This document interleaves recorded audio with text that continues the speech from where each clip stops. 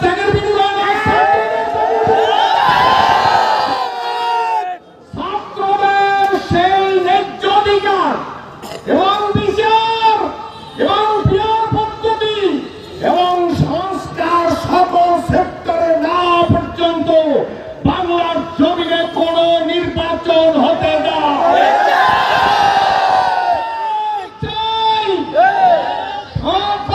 সংস্কার করতে হবে। দিনের ভোট রাতে ডাকাতির স্বপ্ন বাংলার জমিনে আর হবে না। কথার একটা বীর সাহেব চরমোনাই ইসলামী আন্দোলনের ঘটনা হয়।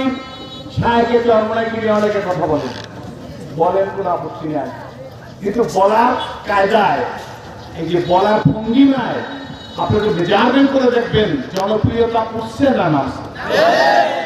আপনি জানেন না এর গভীরতা কত। সুতরাং প্লিজ মনে রাখবেন হুমকির সময় চলে গেছে। কি বলেন ঠিক না ঠিক? ঈর্ষা চরমাকে বুঝাতে অত দূরের কথা।